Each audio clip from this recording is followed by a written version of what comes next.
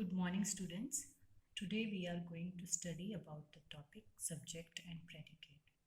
It is a very important topic for you and it's very easy topic. So please listen carefully. Our last topic which we studied was the sentence. A complete sentence has two parts and that two parts are subject and predicate. Here I have given you the definition of subject and predicate.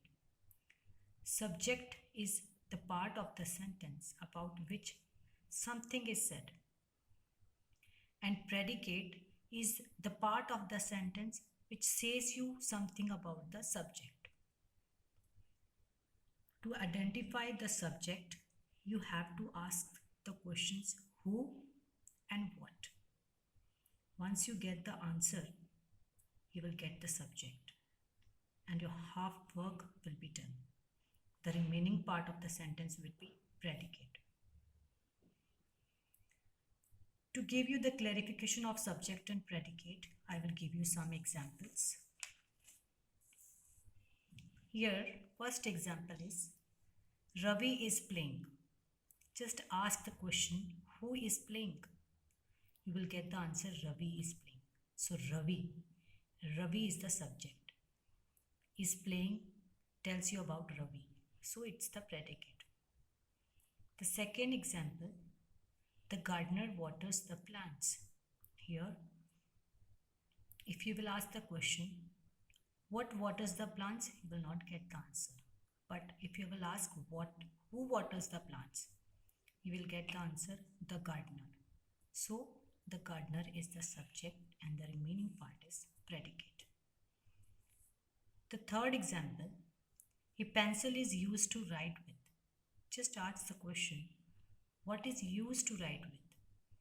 You will simply get the answer, a pencil. So a pencil is subject and the remaining part which tells you about a pencil is the predicate.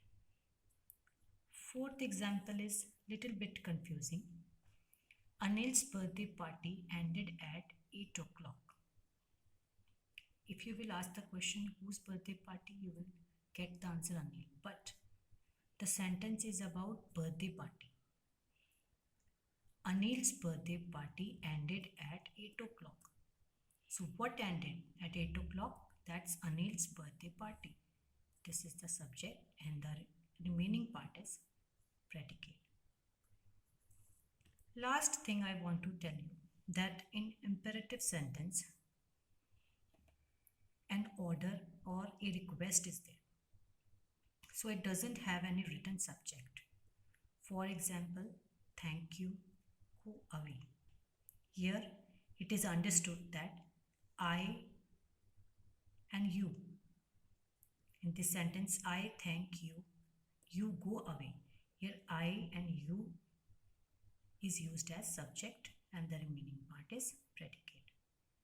So students, we have already sent the exercise of book to you. Try to understand the exercise with the help of these examples. Thanks and take care.